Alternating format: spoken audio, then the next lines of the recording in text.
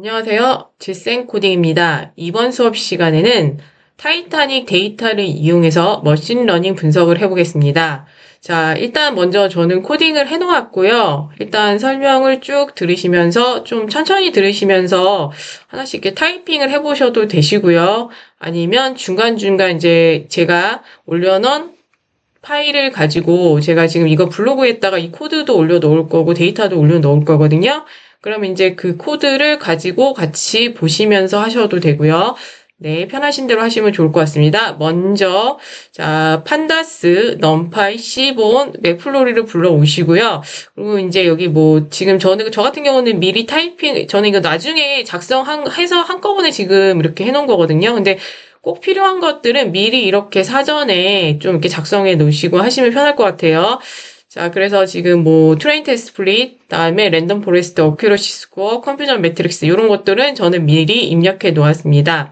자, 그러면 데이터가 지금 저 같은 경우는 그 주피터 노트북에서 한 곳에 있는 한 폴더 안에 딱 이렇게 올려놨기 때문에 pd.read.csv 하시고 데이터의 이름만 입력해 주셔도 이렇게 데이터를 불러올 수 있습니다. 자, 저는 이 데이터는 캐글에서 올려져 있는 타이타닉 데이터를 이용했고요. 자, 이 캐글에 올려져 있는 데이터를 보시면 트레인 데이터와 테스트 데이터로 따로 분리되어 있는 걸 볼 수 있습니다. 자, 트레인 데이터 같은 경우는 지금 보시면, 패신저 아이디, 서바이브드, 피클래스, 이름, 성, 다음에 나이, 다음에 이제 뭐 여기 형제 관계라든가 배우자 여부, 티켓, 다음에 페어, 요금, 다음에 선박, 다음에 어디에 정차할 것인지 뭐 이제 이런 것들 독립 변수로 이루어져 있고 여기서 종속 변수는 서바이브드가 종속 변수가 되는 것입니다. 자, 지금 보시면 트레인.헤드를 입력해 보시면 이렇게 되는 것을 보실 수 있고 만약에 이제 테스트도 한번 보고 싶다. 그래서 헤드를 입력하시고 그 다음에 5개를 이렇게 입력해 주시면 테스트.헤드 지금 제가 이거를 실행을 안 하고 기존에 있던 걸로 한 거라서 지금 여기 데이터가 안 불러져 있거든요. 잠깐만요. 그럼 위에서부터 실행을 하시고,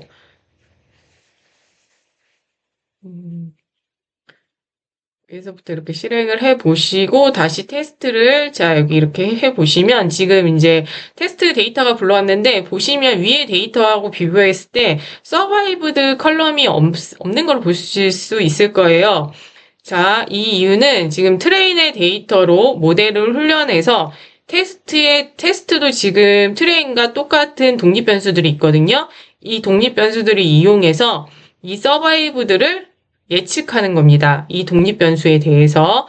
자, 그러면 이 과정을 한번 같이 가보겠습니다. 근데 과정을 가기에 앞서 제가 이제 데이터에 그 독립 변수들에서 각각 좀 정리를 해놨는데요. 자, 서바이벌 같은 경우는 종속 변수로서 0은 사망이고 1은 생존임을 알 수 있습니다. 다음에 P클래스는 독립변수, 승객의 티켓 등급으로서 1, 2, 3으로 나타내져 있습니다. 숫자이지만 범주형입니다. 그래서 얘는 오브젝트로 분류가 되겠죠. 이제 이제 얘 결과치는 이제 따로 얘를 변환하실 필요는 없지만, 일단은 숫자지만 얘는 범주형이라는 거를 기억해 주셔야 됩니다. 다음에 성별 같은 경우는 지금 메일과 피메일이 나와 있기 때문에요. 이제 이 독립변 성별 같은 경우는 오브젝트형이기 때문에 얘를 변환시켜 줘야 됩니다. getDummy 이용해서 변환할 수 있겠죠. 다음에 지금 보면 이제 age 같은 경우는 독립변수예요. 그죠? age 같은 경우는 이제 독립변수인데 지금 숫자형이죠. 그죠? 뭐 숫자형이기 때문에 이걸 나중에 한번 전 처리를 어떻게 할지는 한번 이제 아래에서 보겠습니다. 다음에 지금 이제 여기, 이거 SIB, SP 같은 경우는 타이타닉의 동승한 형제자매 및 배우자의 숫자입니다. 자, 요것도 그래서 숫자로 나와 있겠죠. 뭐 0하고 1, 그쵸? 0하고 1 이런 식으로. 그다음에 파치 같은 경우도 타이타닉의 동승한 부모 및 자녀의 수입니다. 그래서 부모, 자녀, 이렇게 나눠져 있겠죠. 다음에 티켓 같은 경우도 독립변수로서 승객의 티켓 번호인데요. 알파벳과 숫자 조합 또는 순수 숫자로 나누어져 있습니다. 자, 다음에 페어 같은 경우도 독립변수 승객이 지불한 요금입니다. 자, 다음에 케빈 같은 경우는 승객이 머문 선실번호로서 알파벳과 숫자 조합 또는 결집값으로 이루어져 있습니다. 다음에 이제 엠바크드 같은 경우는 승객의 탑승 항구로서 CQS. 자, 이것도 이제 범주형이겠죠. 그쵸? CQS. 그래서 이것도 겟더미를 이용해서 나중에 데이터 전처리를 할 수 있습니다. 자, 그래서 이제 이렇게 해보았고요. 자, 이렇게 변수별 요약을 해보았고요. 자, 그러면 이제 각각의 데이터에 대해서 지금 보시면 이제 뭐 이제 데이터의 개수가 891개인데 891개가 되는 게 있고 안 되는 게 있고 다음에 정수형인 게 있고 오브젝트형인 게 있는데요. 자, 여기서 숫자라고 해서 꼭 숫자형이라고 생각하시면 안 됩니다. 숫자형이지만 범주형으로 분류될 수 있다는 거. 예, 그거 기억하시고요. 자, 그러면 이제 전체적으로 이제 데이터에 대한 이제 디스크라이브를 이용하시면 전체적으로 숫자적 분포라든가를 보실 수 있어요. 뭐 평균값이 얼마고, 평균값이 얼마 정도인지, 그죠? 다음에 중앙값이 어느 정도인지, 데이터의 분포. 예. 지금 예를 들어서 패신저 아이디 같은 경우는 이제 뭐 891개니까 1에서 891까지, 최소가 1에서 891이겠죠. 그쵸? 그 다음에 서바이브드 같은 경우도 0하고 0 아니면 1이니까, 예, 최소값이 0이고 최대값이 1이겠죠. 그쵸? 다음 이제 P클래스 같은 경우는 얘는 이제 범주형이었으니까 1, 2, 3이었었잖아요. 그죠? 다음에 이제 에이지 같은 경우는 나이가 지금 최소값은 0세. 그쵸? 미니멀 0.42. 그럼 이거 완전 애기죠. 그쵸? 애기에서 이제 80세의 최대값 노인까지 분포했다는 걸 볼 수 있고요. 다음에 지금 보면 이제 여기 형제 자매수였던 것 같은데요. 이거는 다음에 0에서 얘도 최소값이 0에서 8명. 파치도 이게 여기 파치 같은 경우도 동반가족 부모 및 자녀 수인데 여기도 0에서 6이 될 수 있다는 거. 그리고 페어 같은 경우가 지금 보면 지금 최소값이 0에서 최대값이 512가 될 수 있다는 것을 볼 수 있습니다. 자, 그러면 이제 데이터를 한번 이제 데이터가 이제 어떻게 분포되어 있는지 확인하고 이제 어떻게 전처리를 할 것인가를 한번 살펴보겠습니다. 먼저 이제 뉴메릭 리스트, 그러니까 숫자형으로 이루어진 거. 여기서 이제 에이지와, 예, 지금 분포가 지금 뭐 넓게 분포되어 있는 에이지와 페어를 한번 보겠습니다.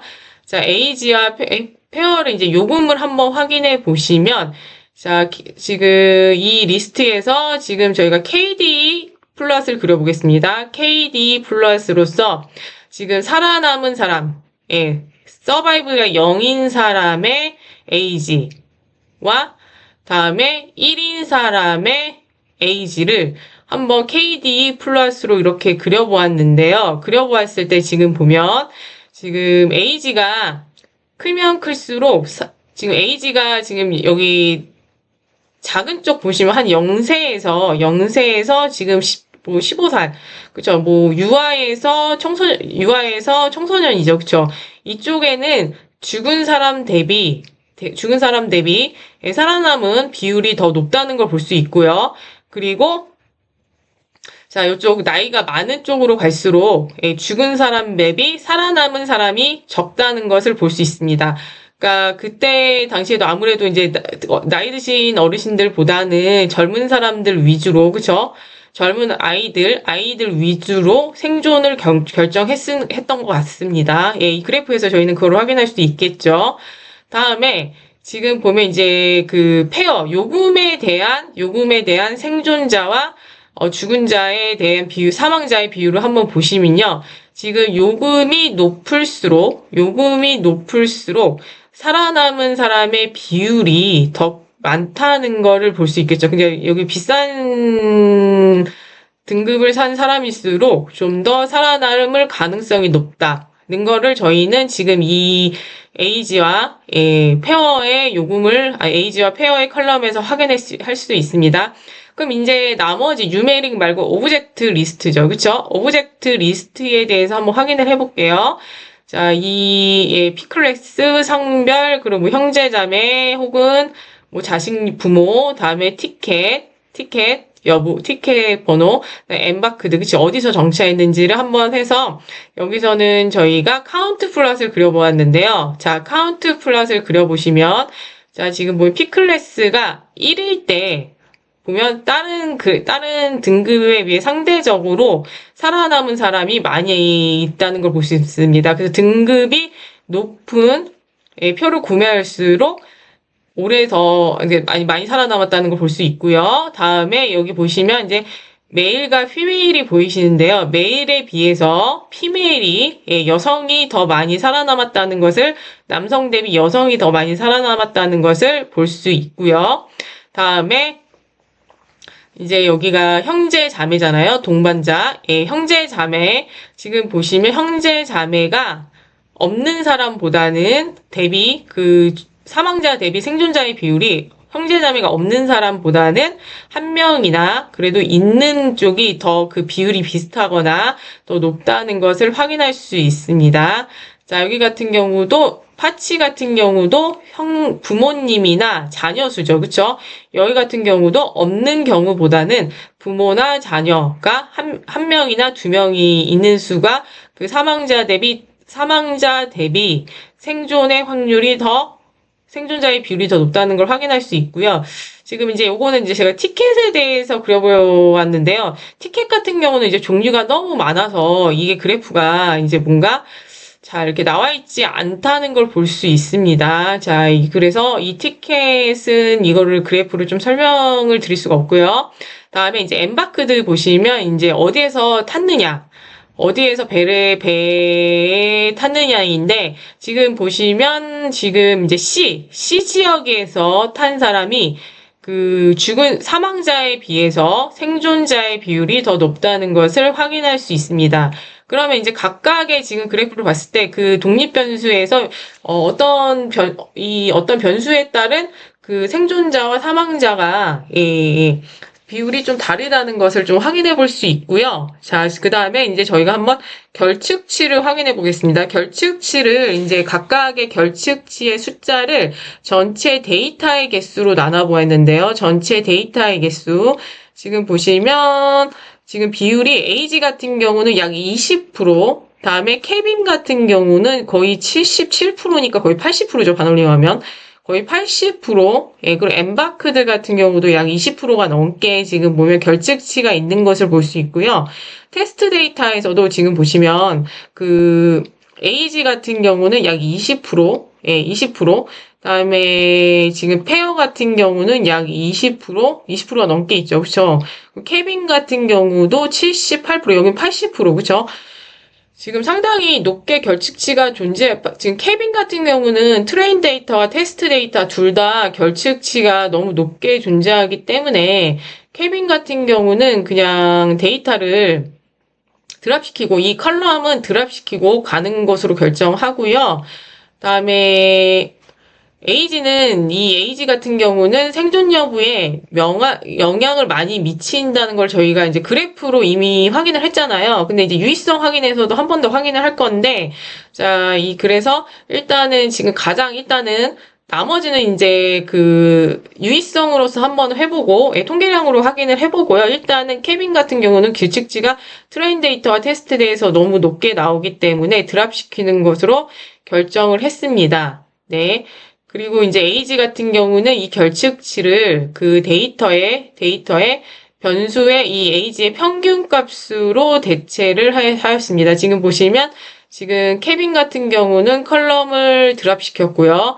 AG의 평균값. 그죠? 다음에 요금 같은 경우는 지금 보시면 요금 같은 경우는 데이터의 분포가 되게 넓다는 것을 알 수 있습니다. 데이터의 분포가 넓을 때는 중앙값으로 대체를 시켜주는 것이 좋습니다. 그래서 페어의 미디안 값으로 데이터를 해주었고요. 다음에 지금 이 엠바크드 같은 경우도 지금 보면 엠바크드 같은 경우도 지금 보시면 지금 결측치가 테스트 데이터에선 없는데 트레인 데이터에서 지금 결측치가 높게 나와서 일단은 이 엠바크드도 일단은 좀 결측치가 낮은 편은 아니지만 그래도 이 지금 보면 여기 C나 이런 데서 이제 눈에 보이는 그런 것들이 있기 때문에 일단은 먼저 이 가장 빈번한 것으로 가장 빈번한 것으로 모드로 결측치를 대체를 해주었습니다. 자, 트레인 데이터 요렇게 결측치 대체해 주었고요. 그다음에 똑같이 이제 이 테스트 데이터 역시 위와 똑같이 데이터의 결측치를 처리해 주었습니다. 다음에 그래서 이제 각각의 이제 유효성을 확인하기 위해서 지금 일단은 오브젝트 리스트랑 지금 이제 뉴메릭 리스트 자 숫자로 했다고 해서 뉴메릭 리스트에 들어가는 게 아닙니다. 연속적인 숫자로 범위가 넓게 분포하는 게 뉴메릭이고요. 오브젝트 리스트 같은 경우는 딱딱딱 몇 가지로 끊어서 나누어지는 경우가 오브젝트 리스트에 들어갑니다. 자, 그럼 오브젝트 리스트에 들어가는 컬럼들에 대해서 이제 크로스 탭을 만들어서 이제 유효성 검증을 해보았습니다. 유효성 검증 카이투 컨틴전시로 해보았고요. 0.05보다 작으면 유효한 거고 0.05보다 크면 유효하지 못한 건데요. 지금 이 오브젝트 리스트 모두 유효한 컬럼으로 나왔기 때문에 데이터 분석에 사용해도 됩니다. 다음에 지금 보면 이제 에이지와 페어 같은 경우도 지금 이제 에이지와 페어 같은 경우는 test ind로 해서 지금 0.05보다 적게 나오면 유효한 컬럼이 되고요. 0.05보다 크게 나오면 유효하지 못한 건데요. 두 컬럼 다 데이터가 유효하게 나왔습니다. 그러면 저는 이제 이 데이터들을 사용해서 이제 한번 모델을 돌려볼까 하는데요. 자, 먼저 이 트레인 데이터들에서 먼저 이제 X 데이터, Y 데이터로 분리를 해야 합니다. 그래서 트레인 데이터에서 서바이브들을 제외한 나머지 컬럼을 X에다 담았고요. 다음에 Y에서 트레인에서 서바이브드 컬럼만 여기 Y에 담았습니다. 자, 그리고 테스트 데이터에서도 이제 이 트레인 데이터랑 테스트 데이터가 이 모델 훈련을 시킬 때는 모델 훈련을 시켜서 예측을 하려면 데이터의 컬럼이 동일해야 됩니다. 그래서 이 테스트 데이터에서도 이 트레인 데이터에서 사용한 이 컬럼들만 이 테스트에다가 다시 담았습니다. 자, 그리고 자, 지금 이제 여기서 보시면 P클래스 성별 그리고 여기 이제 형제 여부, 여기는 자매나 배우자 여부, 엠바크드. 네. 여기가 보시면 지금 이것들이 지금 범주형입니다. 범주형이라서 이 데이터들을 지금 이제 get 더미를 이용해서 전처리 해주고요. 똑같이 테스트 데이터도 get 더미를 통해서 데이터를 전처리를 해주면 지금 X덤을 해보시면, 뭐, P클래스나 지금 뭐, 여기, 이런 것들은 그대로 나오는 것을 볼 수 있어요. 네, 그대로 나오는 것들을 볼 수 있는데, 이제 아직 그 전처리가 안 됐던, 여기 성별과 엠바크드만, 요렇게, 겟더미로 해서 데이터가 이렇게 나오는 것을 볼 수 있습니다. 자, 그러면 이제 이 데이터들을 이제 전처리를 하기 위해서 이제 민맥스 스케일러를 저는 여기서 민맥스 스케일러를 사용하였습니다. 그래서 이제 스케일러 선언하고요. 스케일러에서 먼저 일단은 저는 지금 여기 지금 이 오브젝트 형들은 따로 이제 민맥스 스케일러를 할 필요가 없으니까 저는 X 데이터에서 age와 페어 컬럼만 불러와서 이 단어들을 scalar.p 트랜스폼을 통해서 데이터를 전처리했고요. 그 다음에 이 데이터 scaled 다음에 컬럼스는 age와 페어죠. 그쵸? 이렇게 해서 X scaled 데이터를 하나 만들고 이 데이터를 지금 이 아까 여기 get더미 만들었던 이 데이터랑 결합시켜서 지금 보면 X 더미랑 X 스케일들을 결합시켜서 컨캣을 이용해서 결합시켰습니다. 예, 테스트도 똑같이 이 과정을 같이 가고 있고요. 그 다음에 이 X 컨캣한 데이터를 테스트 사이즈는 0.3으로 해서 X트레인, X테스트, Y트레인, Y테스트 이렇게 만들었고요. 그 다음에 이제 그럼 이제 데이터가 준비가 됐습니다. 이제 모델링을 할 수 있도록 이제 데이터가 모두 준비가 되었습니다.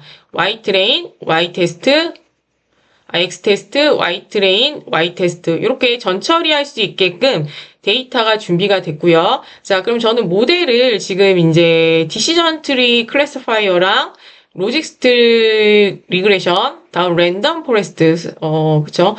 이 세 가지를 이용해서 이제 모델을 돌려보는데, 저는 이 세 가지를 돌리면 항상 이 랜덤 포레스트가 가장 높게 나오기는 하더라고요. 그래서 실전에서 하게 되면 거의, 이제 뭐 다른 모델 크게 사용 안 할 때는 그냥 랜덤 포레스트만 하는 것 같아요. 이게 점수가 가장 많이 높게 나와서. 그리고 지금 같은 경우는 이제 OX잖아요. OX이기 때문에 그냥 범주형이기 때문에 accuracy score, accuracy score로 점수를 한번 이제 한번 산출해 보겠습니다.